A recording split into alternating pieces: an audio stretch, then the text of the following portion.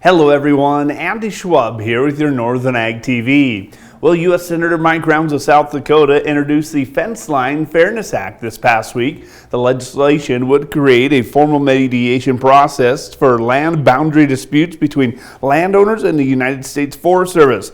Senator Rounds said the bill would create a committee made up of appointed producers tasked with mediating disputes and providing recommendations to both the agency and involved producers.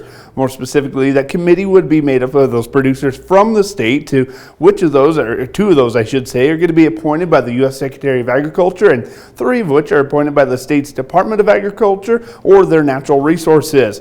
Rounds believes the bill would give local landowners a fighting chance at settling disputes before they escalate. That legislation is supported by several national cattle organizations, including the National Cattlemen's Beef Association, RCAF USA, Public Lands Council, and the U.S. Cattlemen's Association.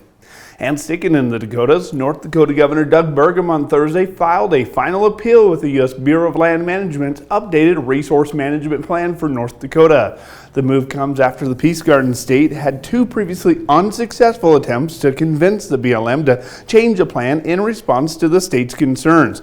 Governor Burgum said twice now the BLM has refused to seriously consider North Dakota's concerns about the misguided plan, which would hurt electrical grid reliability and jeopardize their nation's security, or their national security, while also raising energy costs for consumers. In addition, Burgum is requesting that the BLM Director Tracy Stone Manning recuse herself from the matter because it has been announced that beginning in February she will be serving as the president of the Wilderness Society, which has previously intervened in litigation to defend the BLM public land management rules being challenged by North Dakota.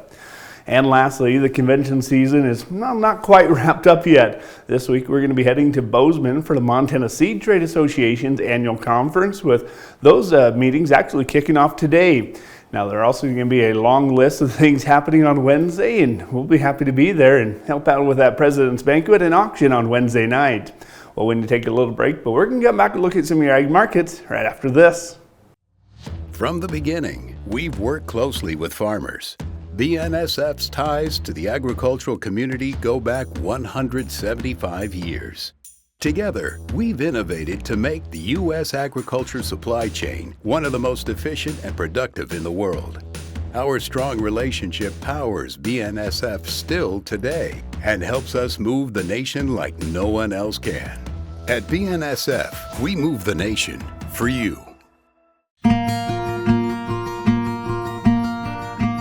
Talking with someone that you know is stressed out, those are difficult things to approach, but if you're good friends with those people, reach out and say, I'm here to talk to you.